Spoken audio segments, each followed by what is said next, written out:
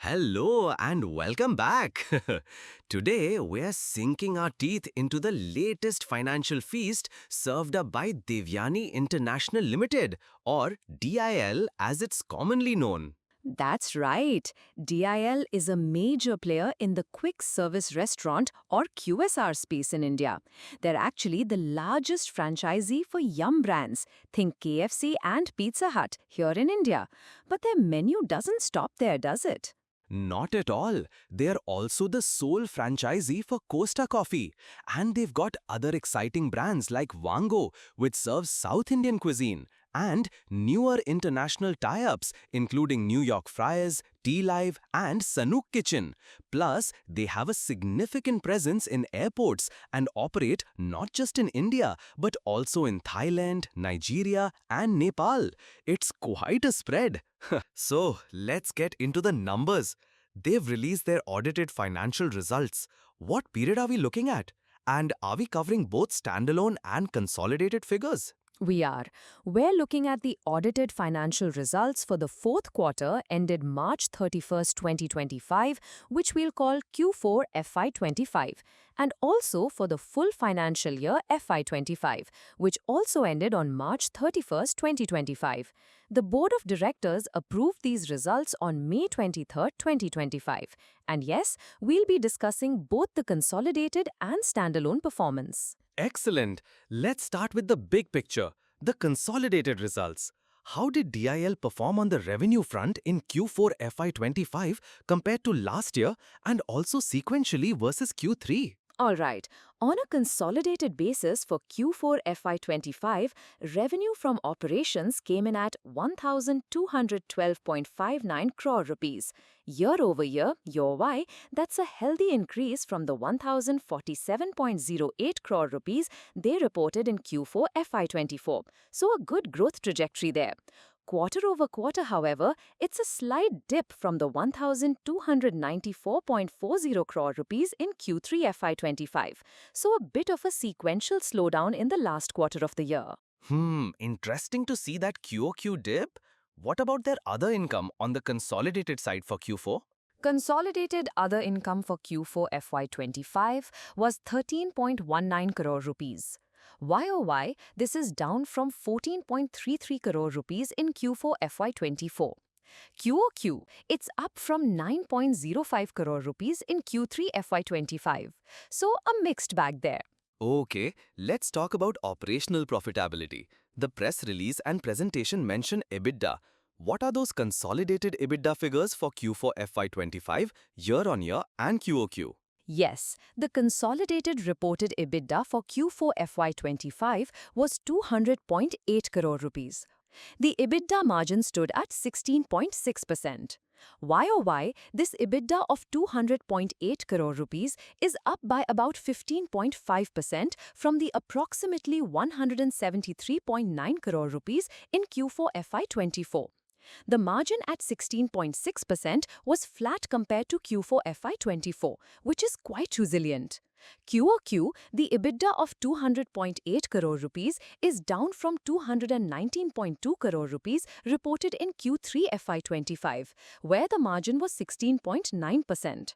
So a sequential decrease in both absolute EBITDA and margin. So, revenue up year-Y but down QoQ, and EBITDA showing a similar year-Y growth but QoQ decline. How does this translate to the bottom line? Let's look at profit before tax, or PBT, on a consolidated basis for Q4.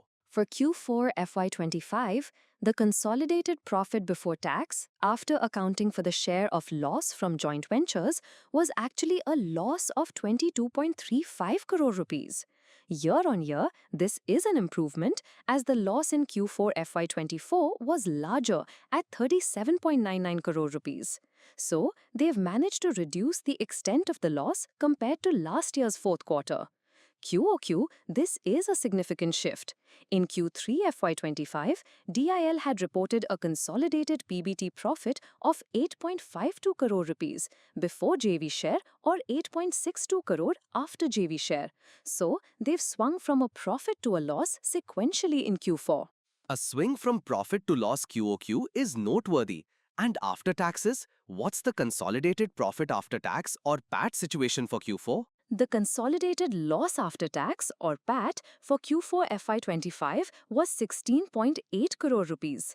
Year on year, this is again an improvement as the loss was significantly higher at 48.95 crore rupees in Q4 FY24. QoQ, the loss has widened from 7.65 crore rupees in Q3 FY25. So, while better than last year, the sequential performance shows increasing losses in Q4. And the earnings per share or EPS for consolidated Q4? The consolidated basic and diluted EPS for Q4 FY25 was a loss of 0.12 rupees per share. Year over year, this is actually a worsening compared to a loss of 0.06 rupees per share in Q4 FY24. This is an interesting one. Even though the total consolidated loss after tax reduced year over year, the loss attributable to the owners of the company actually increased from 7.5 crore rupees in Q4 FY24 to 14.74 crore rupees in Q4 FY25, leading to a higher loss per share. QoQ, EPS also worsened from what was effectively a zero loss per share rounded in Q3 FY25, where the loss attributable to owners was just 0.49 crore rupees. That's a crucial distinction on the EPS regarding the loss attributable to owners. Now, let's shift to the full year consolidated performance for FY25. How did the revenue and EBITDA stack up for the entire year? For the full financial year FY25, consolidated revenue from operations was strong at 4,951.05 crore rupees. This is a very robust 39.2% growth compared to 3,556.32 crore rupees in FY24. This significant growth was driven by both organic expansion and the acquisition of KFC stores in Thailand. Consolidated other income for FY25 was 36.9 crore rupees, up from 32.35 crore rupees in FY24.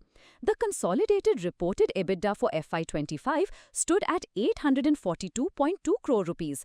The EBITDA margin for the full year was 17.0%. Year over year, this EBITDA grew by 29.1% from approximately 652.4 crore rupees in FY24. However, the margin of 17.0% in FY25 was a contraction from 18.3% in FY24. So strong revenue and EBITDA growth for the full year, but a bit of margin pressure. What about the consolidated PBT and PAT for FY25? For FY25, consolidated profit before tax was 12.79 crore rupees. Year on year, this is a significant jump of 248% from 3.68 crore rupees in FY24. It's worth noting there were exceptional items in FY24. If we look at PBT before exceptional items in FY24, it was 17.66 crore rupees. So, the FY25 PBT is still lower than that pre-exceptional FY24 figure. The consolidated loss after tax for FY25 was 6.9 crore rupees.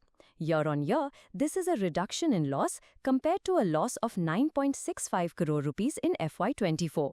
And the full year consolidated EPS for FY25? The consolidated basic and diluted EPS for FY25 was a profit of 0.08 rupees per share. Year on year, this is a decline from a profit of 0.39 rupees per share in FY24.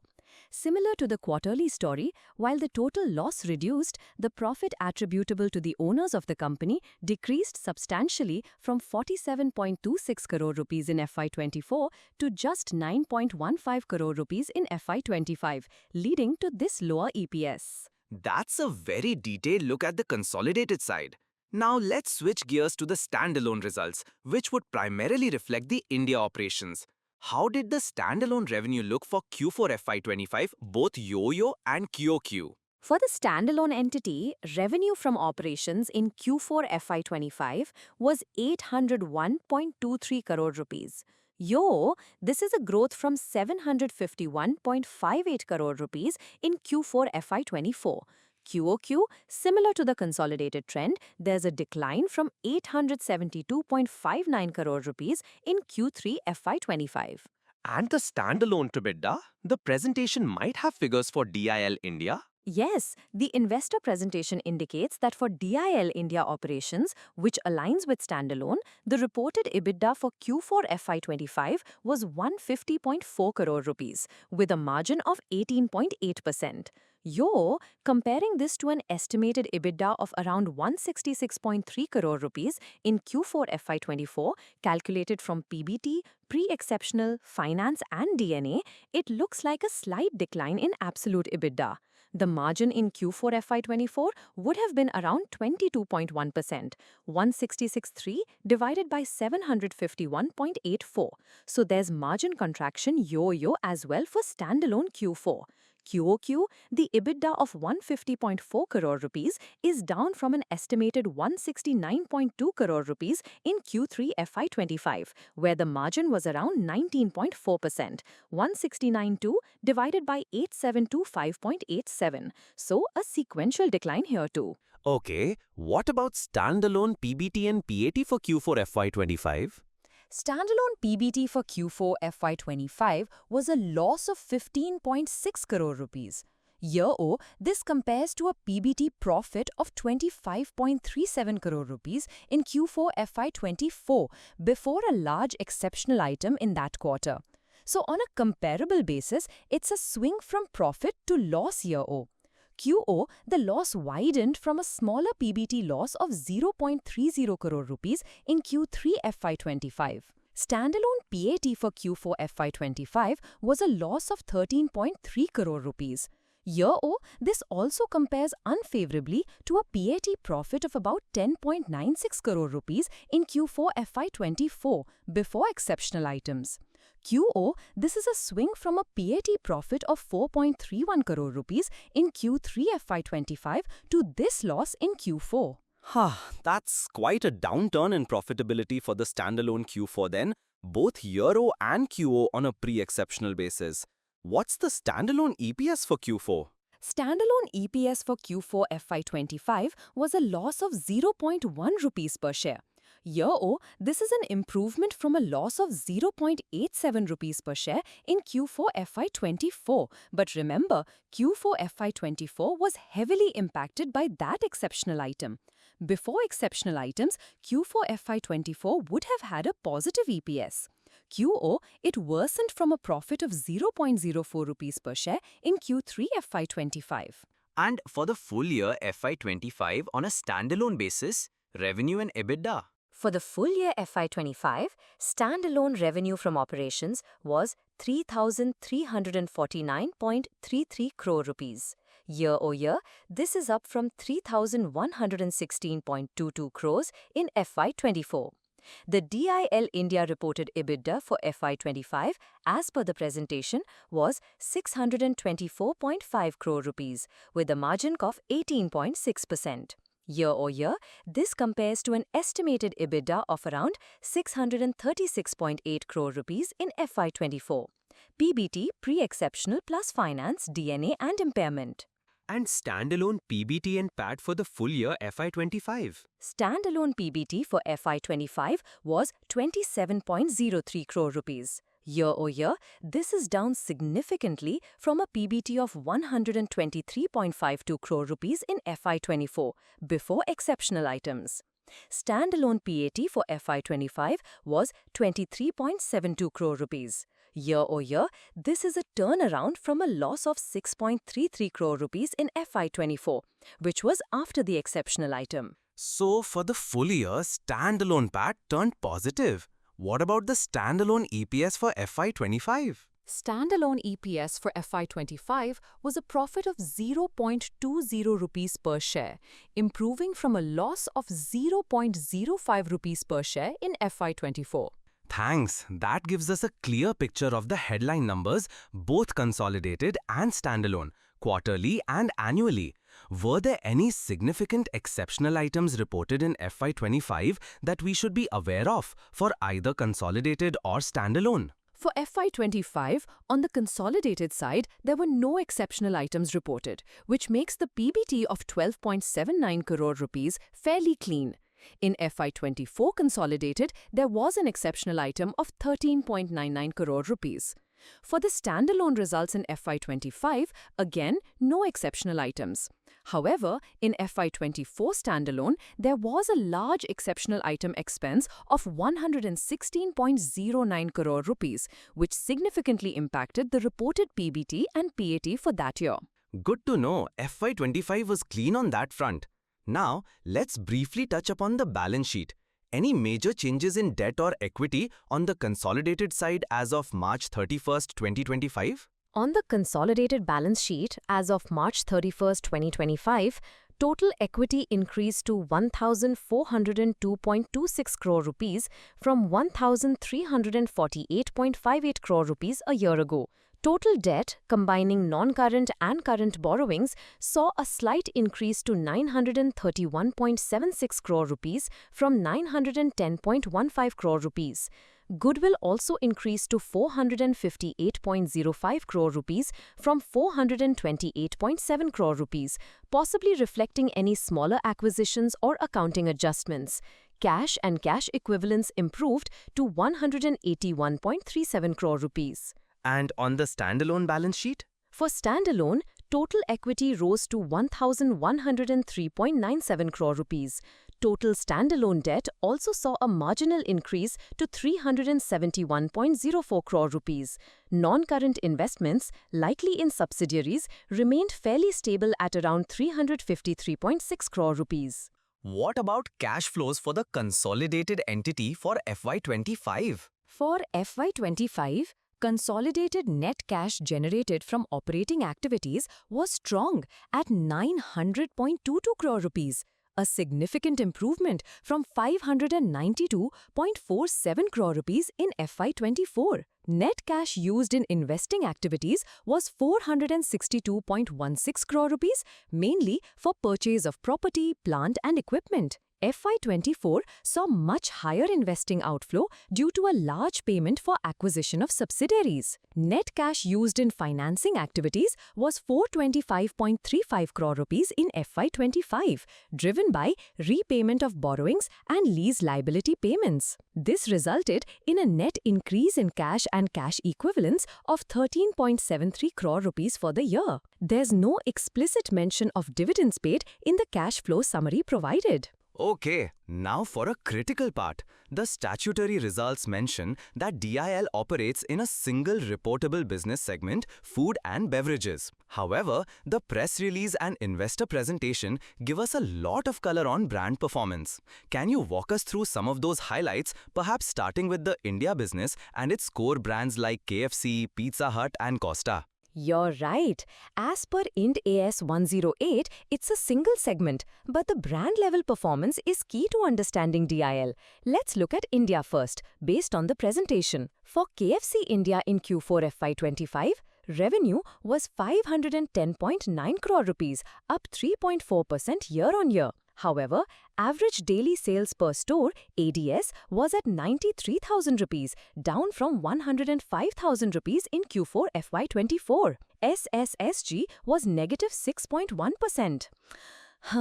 This indicates pressure on existing stores. They had 696 KFC stores in India by end of Q4 FY25. For Pizza Hut India in Q4 FY25, revenue was 175.4 crore rupees, up 8.2% year-on-year. ADS was 32,000 rupees, down from 37,000 rupees in Q4 FY24. SSSG was positive 1.0%, so a slight positive SSSG here. They had 630 Pizza Hut stores in India. For Costa Coffee India in Q4 FY25, revenue was 52.3 crore rupees, a strong growth of 16.1% year-on-year. ADS was 27,000 rupees, down from 33,000 rupees in Q4 FY24. SSSG was positive 3.5%. They had 220 Costa Coffee stores in India. For Wango India in Q4 FY25, revenue was 19.2 crore rupees. ADS was 30,000 rupees, slightly down from 30,000 rupees in Q4 FY24. SSSG was positive 9.1%, quite strong for Wango. They had 96 Wango stores. So, for the India core brands, revenue is generally growing, But ADS seems to be a challenge across the board, with SSG being a mixed bag. Negative for KFC, slightly positive for Pizza Hut and Costa, and strong for Wango in Q4. What about their international operations? The investor presentation, slide 12, shows DIL International for Q4 FY25. Revenue was 443.6 crore rupees. Reported EBITDA for international was 60.3 crore rupees. The ADS for Thailand KFC was 55,000 Thai baht in Q4 FY25, down from 56,000 in Q4 FY24 and 58,000 in Q3 FY25. Nigeria, Naira, ADS for KFC/PH combined was 962,000 Naira, down from 901,000 in Q4 FY24, but also down from 1,064,000 in Q3 FY25. Nepal, NPR, ADS for KFC was 109,000 NPR, down from 120,000 in Q4 FY24 and 129,000 in Q3 FY25. So, international ADS also seems to be facing some headwinds in Q4. It seems like store expansion is driving top-line growth, but per-store performance, ADS and SSG, is under pressure. Any significant notes or events from the reports that caught your eye? A couple of things from the Notes to Accounts, page 8 of Results PDF. Note 4 mentions that during the current quarter and subsequent to it, employees exercised 70,000 and 1.88 crore employee stock options respectively, leading to the allotment of 1.95 crore equity shares. This explains the slight increase in share capital. Note 5 is quite significant. Subsequent to the current quarter, on April 24, 2025, the board approved the acquisition of up to 80.72% equity stake in Skygate Hospitality Private Limited, owners of Biryani by Kilo and other brands, for a consideration of approximately 419.6 crore rupees. This is a strategic move into a new high-potential category. The investor presentation, slide 5, adds that DIL shareholders approved the preferential allotment for this on May 17, 2025, and deal closure is expected by end of May 25. That Skygate acquisition is indeed a big development. Now, for a very crucial aspect, the auditor's report. What did Walker Chandiok & Co. LLP and OP Bagla & Co. LLP have to say for both the consolidated and standalone results for the year ended March 31st, 2025? This is a positive highlight. For both the consolidated financial results and the standalone financial results for the year ended March 31, 2025, the joint statutory auditors have issued an unmodified opinion. This means they found the financial statements to give a true and fair view and are free from material misstatements in conformity with the accounting principles generally accepted in India. The company also filed a separate declaration confirming the unmodified opinion. An unmodified opinion from the auditors is definitely reassuring for investors. So, considering everything, the single segment reporting, the brand performance, new acquisitions, and the clean audit report, what's your overall take on DIL's outlook and potential risks? Well, disclaimer, we advise investors to check with certified experts before taking any investment decisions. DIL's outlook appears to be one of aggressive expansion and diversification. The strong revenue growth in FY25, especially on the consolidated front, showcases their ability to scale, aided by acquisitions like the Thailand KFC stores. The new Skygate Hospitality, Biryani by Kilo, signals a clear intent to tap into new growth avenues beyond their traditional QSR brands. The expansion into new international brands like New York Fries also adds to this. Key drivers will be continued store network expansion, successful integration and ramp-up of new acquisitions and brands, and their ability to navigate the competitive QSR landscape. However, there are risks. The pressure on average daily sales and same-store sales growth across several key brands in India and internationally is a concern. This indicates that while new stores are adding to revenue, the performance of existing stores needs close monitoring. The Q4 FY25 performance, with sequential dips in revenue and profitability, also warrants attention to see if it's a blip or a trend. Margin contraction in FY25 on a consolidated basis, despite revenue growth, also suggests potential cost pressures or changes in product mix. The success of new ventures like Biryani by Kilo will also be crucial. That's a well-rounded perspective. So, to summarize the key takeaways from DIL's Q4 and FY25 performance. To sum it up, 1. Consolidated FY25. Strong revenue growth up 39%, driven by store expansion and acquisitions. EBITDA also grew up 29%, but margins contracted. Reported a reduced net loss for the year, but EPS attributable to owners declined. Q4 FY25 showed year-on-year improvement in reducing losses, but a sequential dip in revenue and a swing to loss from profit QoQ at the PBT level. 2. Standalone FY25, primarily India. Moderate revenue growth, EBITDA saw a slight dip with margin contraction. Turned to a net profit for the year from a loss in FY24, FY24 was impacted by exceptional items. Q4 FY25 standalone performance was weak, swinging to a loss both year-on-year, pre-exceptional, and QoQ at PBT-PAT levels. 3. Brand and store performance. Store expansion continues aggressively. However, ADS and SSG are under pressure for key brands like KFC India, indicating challenges in like-for-like growth. International ADS also showed some weakness in Q4. 4. Strategic moves. Acquisition of Skygate Hospitality, Biryani by Kilo, is a significant step into a new category. 5. Auditor's opinion. Crucially, both consolidated and standalone financial statements for FY25 received an unmodified opinion, which is a positive. Overall, DIL is in a high-growth phase with aggressive expansion and diversification. The top-line momentum is strong, but focus will need to be on improving per-store productivity and managing profitability, especially in the core India business, which showed some concerning trends in Q4. Excellent summary. Lots for investors to chew on. It's clear DIL is making big moves, but will need to focus on operational efficiencies at the store level. Precisely. The foundation is expanding. Now it's about maximizing the yield from each part of that foundation. And that's all the time we have for today. A big thank you for those sharp insights. My pleasure. Join us next time for another deep dive. Don't forget to subscribe to our podcast, and if you're watching on YouTube, hit that like button and the bell icon. Until then, trade wisely.